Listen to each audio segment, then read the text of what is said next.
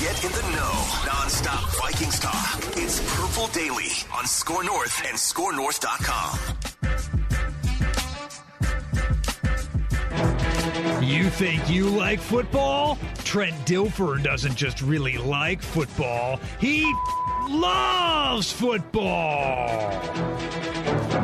This is Spider 2 Snag. Not White Banana, the one he likes, but that's Spider 2 Snag, and he knows what I'm talking about, but using Anquan Bolton as the fullback. Football! Football, yeah! Football! Football!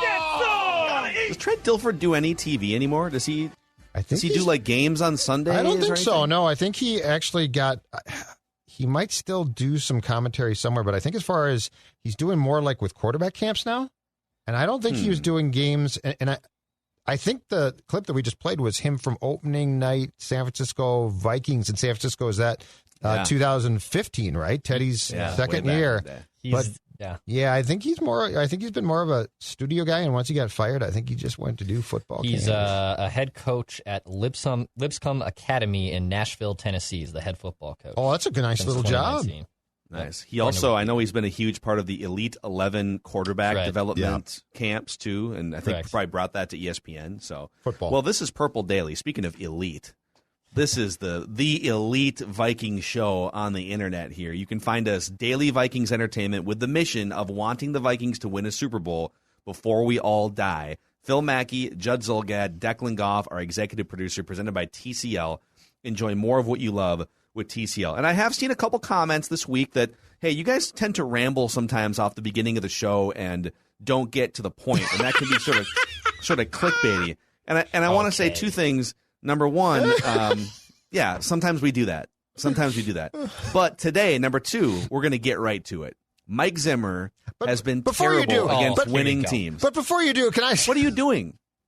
What? I'm just kidding. I don't think you were gonna... No, I was. Okay. I was joking off what he said. All right. And another thing. And it's a small thing. Like today I woke up and... Okay, go ahead.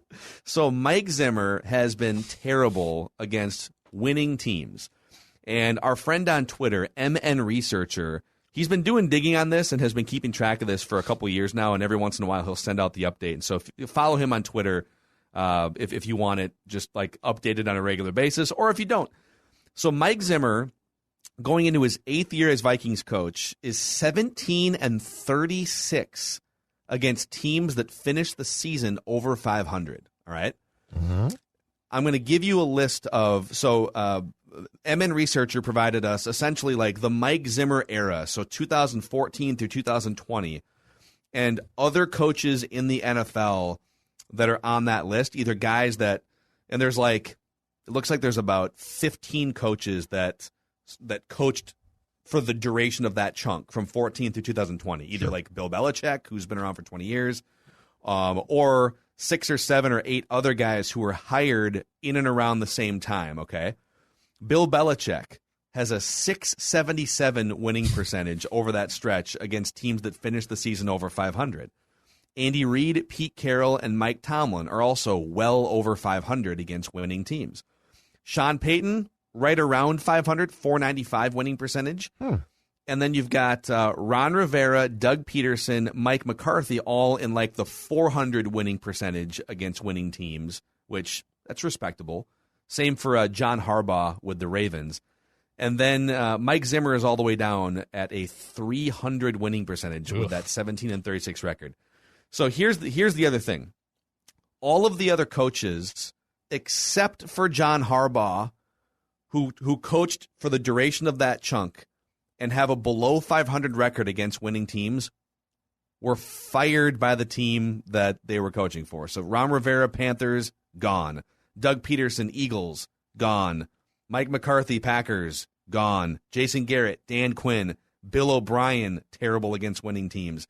Jay Gruden is the only guy worse than Zimmer on this list against winning teams. Gone, gone, gone. So what are your thoughts on Mike Zimmer, I guess, being this bad against teams that finish the season with a winning record? How much do you put on him?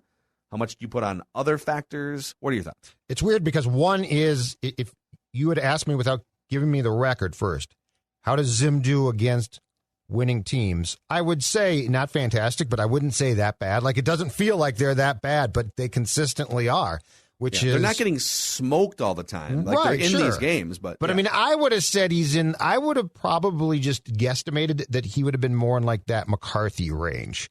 Not as bad as he is. But my feeling is this. So as far as the fault goes on Mike, okay, because, I mean, there are circumstances that go beyond him as well. I mean, Kirk has not been as good as we expected that he would be, certainly, and probably as Mike expected as well. And I don't think you can absolve the quarterback completely. So there are other elements. But as far as the dynamic that you're asking about with Zim, Phil, it comes down to this for me, too. And it's just a starting point.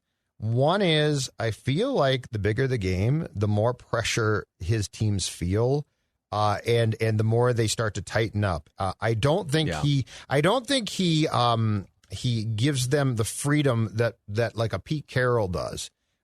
Pete Carroll he's really good at creating a looser, hey, it's a big game, but we're good in big games atmosphere. Mike chews a lot of gum. Yeah, he chews a lot of gum, but I mean, there's no question that Mike Zimmer tenses up, and I think his teams do as a result.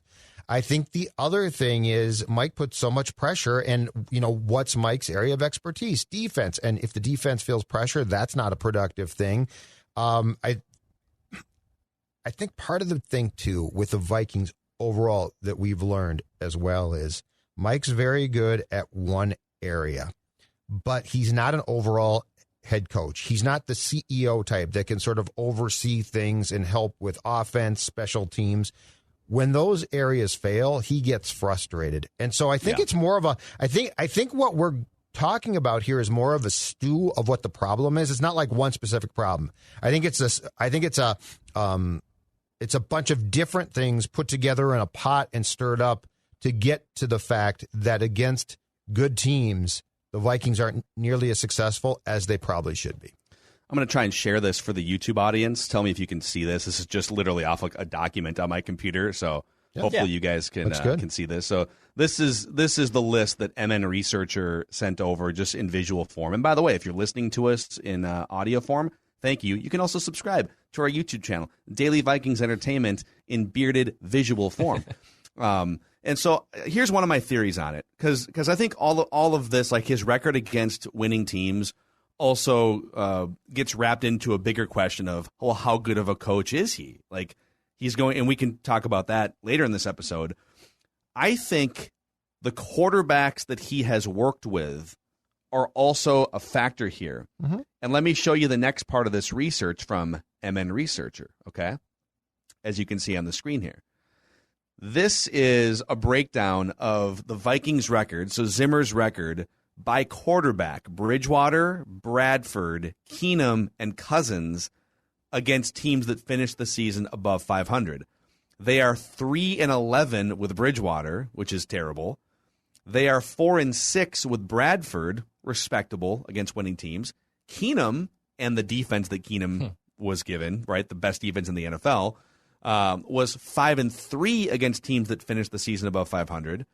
Kirk Cousins, 5-19 against teams that finished the season above 500. And so I think the argument would be, well, listen, some of the guys that are great, like Bill Belichick, Andy Reid, Pete Carroll, well, of course they're above 500 against winning teams. Tom Brady, Pat Mahomes, Russell Wilson, those are the quarterbacks that they have to work with. So obviously the head coach is in charge of and responsible for and accountable to the record. But I think when you're given non-Hall of Fame quarterbacks and asked to make it work against teams that might have Hall of Fame quarterbacks, which is why they are regularly finishing above 500, I can see why it would be a lot harder. So I don't want to exonerate Mike Zimmer completely, and that we can talk more about that record for Kirk Cousins too, because that's very damning. 5-19 against teams that finished the season above 500 in his Vikings career. But I guess my grand point here is the quarterbacks matter when factoring in how good a head coach is against teams with winning records. So where I wouldn't give Mike a break here, though, is this one. Mike is the type of guy, compared to a guy like Belichick, who was obviously tied to Brady, or Reid, who's now been tied to Mahomes. Go down the list of the guys who have been successful. Zimmer's the type of guy that wants his quarterback to succeed and doesn't really want to be tied to him. There's no partnership there. Like there's not a Cousins Zimmer partnership. There is a sign a guy that can win games. I'm coaching defense. So I think that also plays a role that we probably don't discuss enough, and that's why you get back to the conversation of how much does your head coach need to be a CEO type? And furthermore, how much does your head coach need to simply embrace offense? Because I don't think it can be as simple as get me a quarterback, I'm going to build a defense. That might have worked at one time, Phil. I don't think it works now. And so that to me, the whole thing of Zim certainly not being thrilled about the fact that they signed Kirk when they did because of the contract, and he wasn't wrong there, though. But the whole thing about sort of severing himself from Kirk and then Kirk struggling and Mike's like, whatever, come on. That's not a productive relationship, in my opinion, in 2021-22 in this league. I think there needs to be a firm partnership, and it might break up after a while, like Bill and Tom did. But there needs to be a partnership between those two sides because they're so important to each other. And that's where, look, Mike Zimmer is an outstanding defensive coach. Despite last year, I still think that. But do I think that he's a perfectly suited coach for 2021 with where things have gone when I look around this league? No, I don't. Sorry. Let's dive more into that here in a second, because I have a couple other questions, including just like in general, what do we know about him as a head coach? It's been 7 years. He's going into his 8th year, and I would argue there's still a ton of question marks about Mike Zimmer as a head coach. Because the 3M Open is coming to town here in just a few weeks. I know that Declan and I are huge golf nerds on this show. Mm-hmm. Judd just likes to drink beer, and so I think regardless of where you're at on that spectrum, the 3M Open it's fine could be a fun place to hang out. And my dude who loves to rock his Puma, Ricky Fowler, is confirmed for the 3M Open. So I'm going to go out there. I'm going to find my dude Ricky. Maybe cheers a seltzer or two. Boy, okay, I'll be ready to go. Yeah. I'll get him on the pod. That'll be my next scoop. I'll get some Ricky Fowler scoops for you guys. What's the closest some Ricky Fowler jail that they'll take you to after you try and get near Ricky? I love you. I'm sure there's one there. Goff, 27, comma. Bring me the news.com. So come on out, get loud at the 3M Open, and you can get tickets at 3mopen.com/tickets. July 19th through the 25th at TPC Twin Cities, 3mopen.com/tickets. Also, this episode presented in part by our friends at Federated. So Federated Insurance has been helping business owners. I'm not sure they can help the Vikings with some of the problems they've had over the years against teams with winning records. I don't think that's on the list of industries Federated protects, but they'll help your business guard against potential risks, give you more peace of mind as a business owner. And during this severe weather season here throughout the summer, they've got a bunch of resources that'll help you if something happens weather-wise that disrupts your computer systems, your security systems. They have thought about all of these things. So federatedinsurance.com, and remember, at Federated, it's our business to protect yours. So Zimmer going into his 8th year, he is 64, 47, and 1 overall. And so, like, if you just told me, go back to 2014, hey, so this dude's going to be going into his 8th year as Vikings head coach. He's going to have a 64, 47, and 1 record, and I'm not going to tell you anything else. Would you take it? I would say yes. Like, would he be on the hot seat? I'd say probably not. Like, I would take that, you know? Yep. I might even have told you he probably has been to a Super Bowl at some point during that stretch with such a good record. But I would never say that he basically couldn't beat good teams. Like, if you gave me that, I would never predict that. Then if you came back and said, yeah, but he's 17 and 36 against winning teams, I'd say, no, he's not. Yes. And that's the biggest conflict here when you're trying to figure out the big question, which is, how good of a coach is he? What do we really know about him? And I'll give you one more nugget here, all right? So he's going into his 8th year. Only 6 coaches have been with their current teams longer. Bill Belichick, Andy Reid, John Harbaugh, Mike Tomlin, Sean Payton, and Pete Carroll. So Zimmer's the 7th longest tenured coach in terms of current team. Do you know what those other 6 guys all have in common? They beat winning teams. Oh, they have rings. Well, they beat winning team. Yeah. They beat winning teams in the last game of the season. Super Bowl they all have Super Bowl rings. Mm-hmm. Yep. So, I mean, that's kind of telling in that it kind of feels like he has, if this was a video game, all right, dude, like, you've done a good job. Yep. You've gotten to the final stage of this thing, and everyone who's further along in this video game is a championship coach, and you aren't. So that's sort of the weight, I think, that he bears going into 2021. I'm not sure if he thinks about that every day in terms of like job security, but from my perspective, 64-47-1 is awesome. Everybody would have signed up for that. But we are to the point now in the video game where it's time to conquer the final level, right? Yeah, so what would you say to this? Because I think this would be his comeback privately. So if he was 3 glasses of wine in and you just confronted him with that information, I think this is what he would say. I know what you're going to say, and I agree.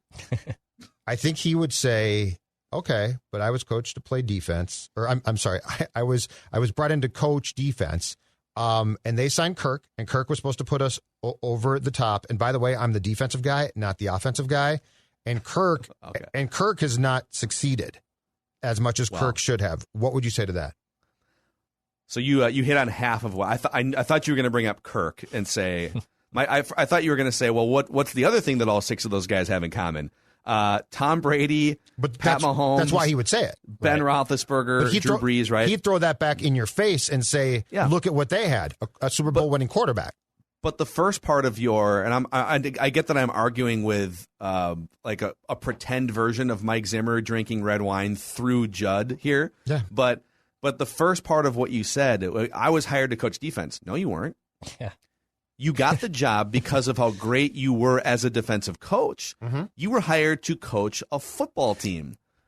You weren't like, yes, it's great that you're a defensive mastermind, and that definitely is why you got the interview, and it's definitely why you were on the map and why you ultimately got the job.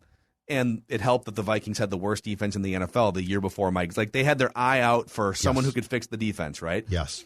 But you are the head coach. You are the CEO of this 53-man roster. And so the counter-argument to Zim's counter-argument would be Andy Reid formed a partnership with and maximized Patrick Mahomes. Bill Belichick formed a partnership with and maximized Tom Brady. I can keep going. Mike Tomlin and Ben Mike Tomlin was a defensive coordinator. That's why he got that. Like, he got that job because his work in 1 year as a coordinator with the Vikings and in multiple years as a defensive position coach put him on the map. But it was his leadership that got him the job. That's absolutely correct. In Pittsburgh. Yes. And then it's been his ability. The Steelers under Mike Tomlin have been more known for offense than defense most years, right? Roethlisberger throwing the ball down the field. He was brought in for exactly what you said. He was not brought in for defense. In fact, I think he stayed with a 3-4.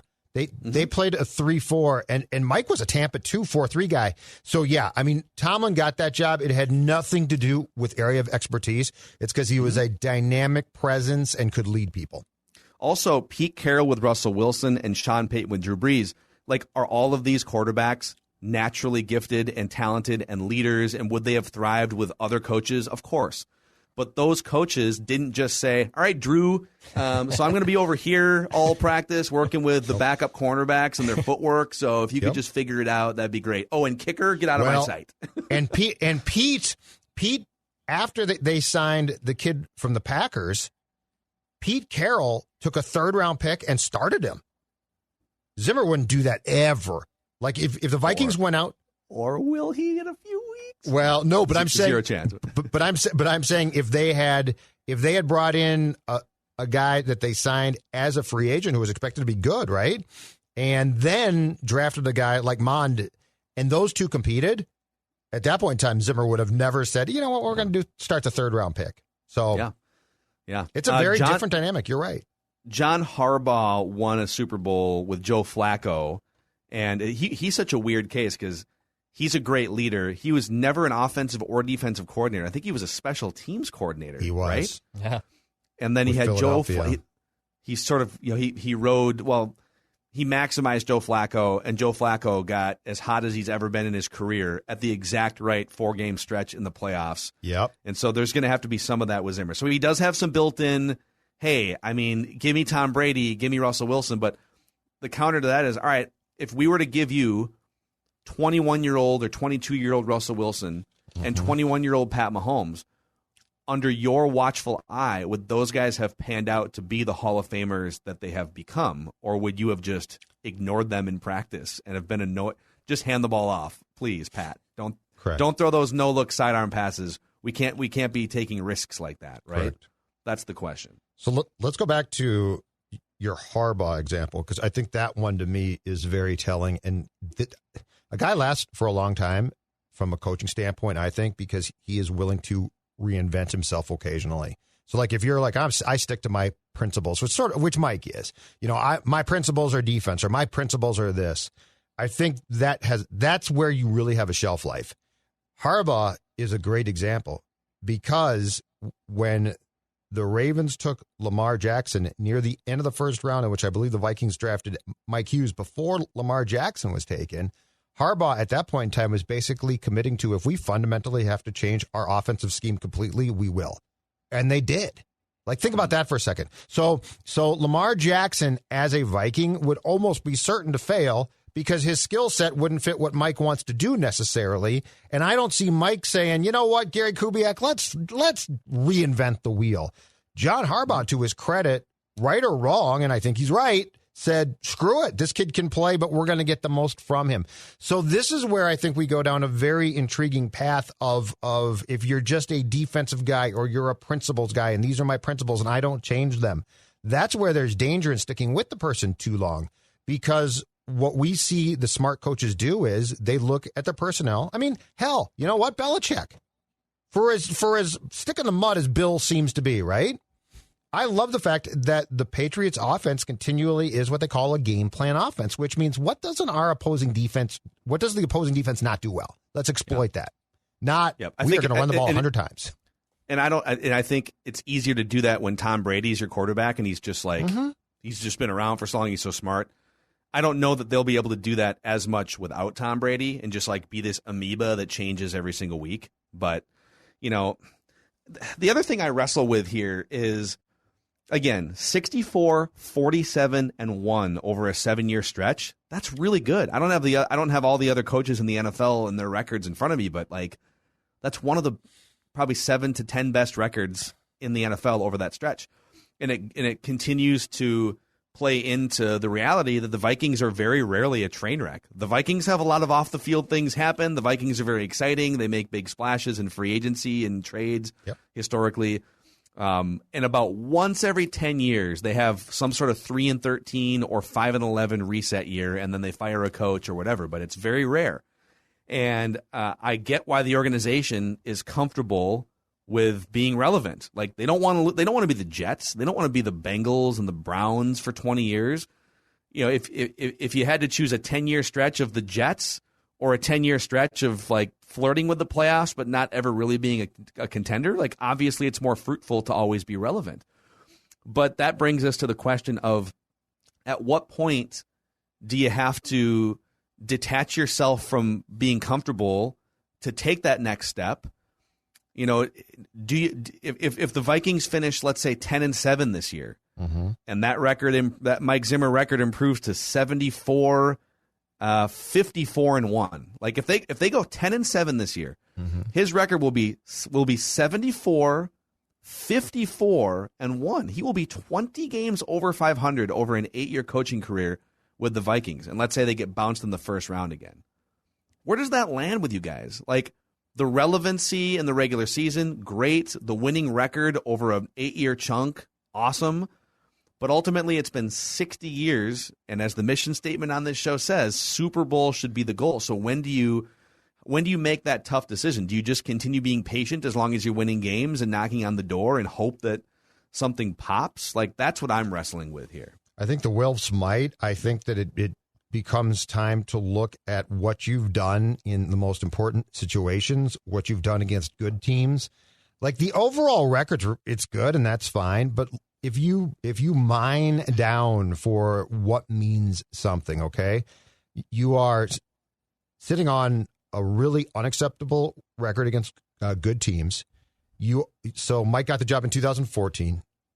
So far has one conference title championship game appearance. That's it. No Super Bowls, no appearances in one. And look at the lack of consistency. 2014, you don't make the playoffs. Okay, that's his first year. I get that. 2015, you do. 2016, you don't. 2017, you make a run to the conference championship game. 2018, with Kirk in place, and you're supposed to have all the pieces in place, you miss the playoffs entirely. 2019, you win a playoff game. 2020, you don't. So I think at some point you have to look at what you're doing as far as consistency goes and what you're doing, as the mission statement is, to get to a Super Bowl and win one, not just be competitive. If you're just content with being competitive and being good and not being great, that's fine. But I mean, the Wilfs aren't like young people. At some point in time, you want to win a Super Bowl, or at least get to one. This franchise hasn't been to a Super Bowl since 1977. So I think that becomes the next thing that you really need to take a long, hard look at, is what are you doing when it matters the most? Because I would argue you're probably not maximizing yourself. And by the way, that falls on both Mike and Rick as well. Because I will go to the grave saying that Kirk Cousins was supposed to be this final chip. He was finally the quarterback that you found. And the fact is, in 4 years so far, he's made the playoffs, twice in that time? Or once in that time? But he's missed Kirk once, but he's missed the playoffs twice. I'm sorry, it's 3 years going into year 4. So is that good enough? No, not for what you planned. It's not. It's disappointing. What about you, Dex? It's a struggle because, I mean, I've told both of you, Mike Zimmer's the best coach in my lifetime. I remember Denny Green. I know it was on the tail end of it, but I remember Denny Green. Obviously, then I had Mike Tyson, Brad Childress, and Leslie Frazier to compare him to. I understand those are two kind of pawns in a chess match of head coaches. I am a Childress stan, as Judd knows. He's a super weird guy, and there's a reason why he never got another shot. But I think he gets more of a bad rap than he deserves. But I think Zimmer did a fantastic job changing the culture of the team, making them a defensive stalwart. I mean, the Vikings had previously, at least in my lifetime, have never been a team that was just so sound on defense. Was there the Williams Wall? And was there some, Brian Russell and Corey Chavis interception turnover team? Sure, but not a team that Brian was Russell. Yeah, that's a good throwaway right there. They were a sieve, though, defensively, for my entire Vikings fans, for the majority of it on defense. So he's done a great job at that, and he's won most of the regular season games. There is something to be said about, look, you should beat the teams you should beat. You should absolutely win those games. So the winning record against the losing record team should be very high, and I'm guessing, obviously, it is like a 700 probably winning percentage against those teams with losing records. But the ones against winning records, you would hope to go 500. Mike Zimmer isn't a good enough coach to put himself in the Belichick era and the situations around him to be one of those elite head coaches. But my biggest problem with him when it comes to facing those winning teams is he just is so stuck in his ways and he doesn't want to adapt. The John Harbaugh example of, I have Joe Flacco. He is a pocket passer. He can throw an absolute Hail Mary of a deep bomb.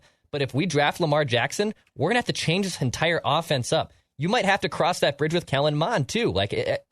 If this doesn't work again in 2021, if you're 10-7 and bounced or one and done or don't make the playoffs, I think you need to finally philosophy change. And even after 8-9 years of pretty damn good football, you got to turn the page eventually. You're not the Steelers. You're not. So you're going to have to turn the page and get a new head coach in. I was curious because you asked, what's his winning percentage against the teams that finish below 500. If I'm doing this math right, so he's 17-36 against teams that finish over 500, which means he's 47-11-1, an 80% win percentage against teams that finish the season below 500. Mm-hmm. He feasts on bad teams, and we've seen him feast on bad, inexperienced, or backup quarterbacks, right? So, yeah, it's going to be... Man, it is because the last thing I would want is to just fall prey to the emotional. All right, they fell short again, so everyone needs to go. Right? Dumpster fire franchises fire everybody. The chances of you for anyone who wants Mike Zimmer and Rick Spielman and Kirk Cousins all to be gone. Right? And I'm not a big Kirk guy, but he's one of the 15 best quarterbacks in the world. All right. What are the chances if you let all three of those pillar pieces, GM, coach, quarterback, go, that you're going to nail all three replacements?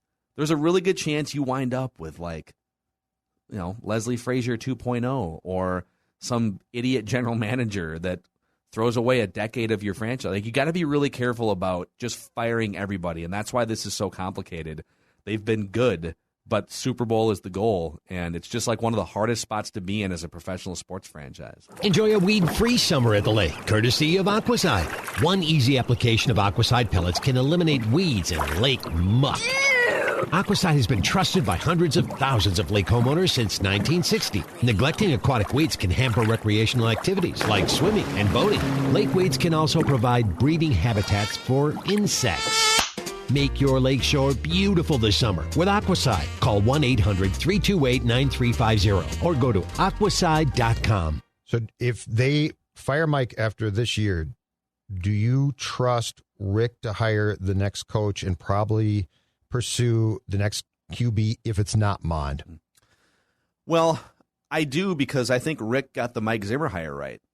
Mike Zimmer's a good coach. Yeah. Now, is he Bill Belichick? No, but I don't think you can judge every general manager based on, well, if you didn't hire Bill Belichick or draft Tom Brady, then you therefore are a failure. Well, then literally everyone's a failure except for Robert Kraft. Mm-hmm. So, yeah, I mean, did they whiff on Leslie Frazier? Yeah, I think they bought into just Leslie's calming influence at the end of a train wreck 2010 season, and he was cheap. Thought, okay, yep, let's just reset. Everyone loves Leslie. Yep. He's a steady hand, right? Yeah. And maybe Leslie 10 years later would actually, if because he's gotten a couple interviews, I think there's a chance that he might. I think he's a coordinator, but I'd be curious to see him get a second chance at it. So I don't know, man. I trust Rick to hire another coach. Does it mean that he's going to nail it 100%? No. But I wouldn't just fire my GM and my coach unless this was a train wreck season, like 3 or 4 win train wreck, and you had no choice. And I don't think Rick is going to get fired. I think Mike might. I don't think Rick is, and I do think that they're going to see, depending on how Mon looks, there might be potential that they'll try and move on with a trade from Kirk. I could see that. But yeah, I don't think they're going to fire everybody unless they win like 3 games or something like that. And look, you know what? Part of the thing with Mike, in my opinion, is this. It's not just like who he is personality-wise or has he stayed too long. It's also very much where's the league trending? Where is the league right now? And I think there might be a very good case to be made that if your head coach and quarterback have no partnership, and like the head coach sees the position, not just Kirk Cousins, the position as a pain in the ass, that's an issue. In 2021, that's in 1985, I wouldn't have cared. I wouldn't have given a damn. But now I think you at least have to consider when the head coach is basically comes in day one and plops down his philosophy of offense, run the football. We got to establish the run, partially to keep my defense off the field, to keep them fresh. I don't think if you own the team that you can or should just say, oh, that's cool. Yeah. That's not how offenses work now. Yeah. I'll tell you, we can sit here and debate and try to figure out where the NFL is going. I'll tell you where golf is going. Bombs, boys. Bombs, ba-bomb, bomb, 9 routes? Are we talking 9 routes? Straight down the side of the fairway. Yep, right on the edge there. And the new Gen 4 clubs from PXG have arrived. These are some of the best clubs you're going to find on the markets, the best clubs PXG has ever made. And you can find them at that Golfer's Paradise in Southdale Center, PXG Minneapolis. They've got clubs for all different types of price ranges. They've got apparel for you to rock out in the summer here. Maybe go pick up some apparel so you can look the part when you're going to that golf tournament here in a few weeks, too. So PXG Minneapolis in Southdale Center, and find out more at pxg.com/Minneapolis. So I don't know. I don't know if we solved anything here on behalf of the Vikings, but it's a complicated, it's eye-opening, though. Interesting. Yep. Mike Zimmer dominates bad teams and is terrible against good teams. There's probably a whole nother episode to be done. Not that we would, ever want to exhaust a Kirk Cousins topic on this show. Not us. But the fact that Kirk himself wears 5-19 as a record against teams that finished above 500 at the end of the year. Hey, here's one more question for you on Zim. He's been here for 7 years. What are his big wins? He's got 2 against the Saints. One was a miracle in the playoffs. Yep. The one I always reference, the Rams win in 2017, number 1 offense, number 1 defense. That was a big one. Packers at Lambeau 2015 won the division. The U.S. Bank opener against the Packers too. I thought was a pretty damn good win. Sam You know Bradford. what? I bet if you delve down to, I bet the Vikings record against not good teams at home since they moved into U.S. Bank Stadium is outstanding. Because they lost to the Falcons and they lost to the Bills. Those are the two that are memorable. Yep. And the Colts. I think. Yeah, no, they lost the three worst defeats I've seen in that stadium were the Colts, the Colts game in 2016 where they just rolled over, the Bills game, which was really bizarre. They were terrible in that game, and then the Falcons this past year, and then the Bears, I think once or twice as well, and the Lions. But anyway, I feel like they've also beaten a ton of teams there because the quarterbacks shrink because of the noise. Partially. Also worth noting, so Zimmer, since we're just fleshing out his entire resume here, he's 500 against the Bears, and he's one game below 500 against the Packers. So he's slightly below 500 against the Bears and the Packers. Honestly, like if you play 500 football against those two teams over a 7-year stretch, and one of the teams has Aaron Rodgers, the Packers. I'm not gonna. That's fine. The Bears lost. The Bears losses that come to mind because. Look, the Vikings, and I don't know why, but for a long time, they have struggled in Chicago. But the two Bears defeats that stand out to me as really, really bad was the 2016, 2018 regular season finale when Chicago was locked into its playoff spot, and the Vikings still lost that game. And I think if they win, they go to the playoffs, and then this past year as well, because if they win that game, they're the 7th seed. So, like, those are the two that, apart from just the overall record, those are the two Bears defeats that stand out to me because you got to win those games. They're here. Yep. All right, boys. This is good. Good little deep dive into Mike Zimmer here. Dex, I got to get that clip of him trying to pep the team up in the locker room that we haven't played for a couple months. The Zimmer. Oh, you like that? The second Zimmer's version, you like that? Can you send me the "you like how that tastes"? Can you just email that to me? God. I need No, to don't do it. He here. abused it before. I can't take it anymore. I can't take a 60-something-year-old man saying, "You like how that tastes?" You like that? No. All right, that's a wrap on today's Purple Daily. Bye. Daily Vikings Entertainment. We'll see you guys for a little 4-question Friday action tomorrow.